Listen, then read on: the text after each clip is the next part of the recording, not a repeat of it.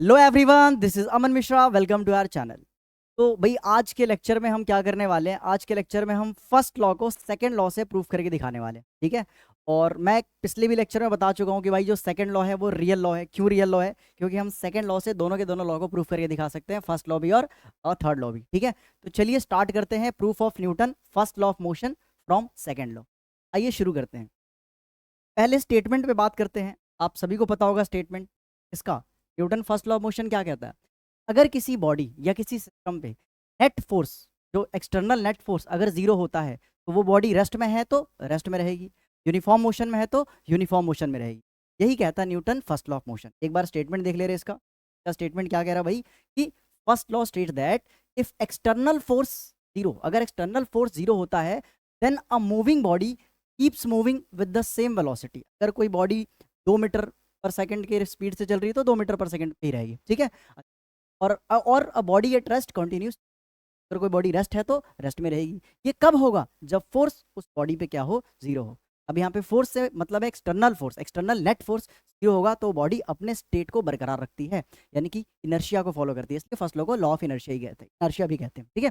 तो चलिए हमें तो प्रूफ करना है फर्स्ट लॉ को सेकेंड लॉ से। तो बताइए जरा सेकेंड लॉ क्या कहता है? According to according to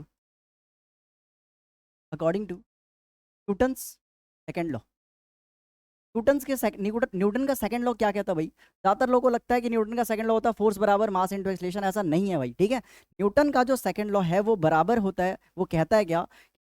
force जो होता है वो डायरेक्टली प्रोपोर्शनल होता है rate of change in momentum. Newton का सेकंड लॉ मोशन क्या कहता है भाई कि जो फोर्स होता है वो डायरेक्टली प्रोपोर्शनल होता है rate of change in momentum के। यानी कि अगर मैं के को जीरो मान लूँ तो मैं लिख सकता हूँ फोर्स बराबर dp बाय dt, बराबर dp बाय dt, ठीक है। फर्स्ट लॉ का कंडीशन क्या है? अगर किसी बॉडी पे नेट फोर्स जीरो है, ठीक है, अगर किसी बॉडी पे नेट फोर्स जीरो है तो यहाँ पे एफ की वैल्यू जीरो पुट कर दो तो dp बाय dt किसके बराबर हो गया? जीरो के बराबर। किसी भी चीज का डिफरेंशिएशन जीरो कब आता है? जब वो क्वांटिटी क्या हो बेटा? कांस्टेंट हो। तो अगर मोमेंटम का डिफरेंशिएशन जीरो आ रहा है इट मींस यहाँ पे जो मोमेंटम है वो क्या है? कांस्टेंट। मोमेंटम क्या है? और अगर मोमेंटम कांस्टेंट है, अगर मोमेंटम कांस्टेंट, तो मैं कह सकता हूँ क्या कि भैया चेंज इन मोमेंटम क्या होगा?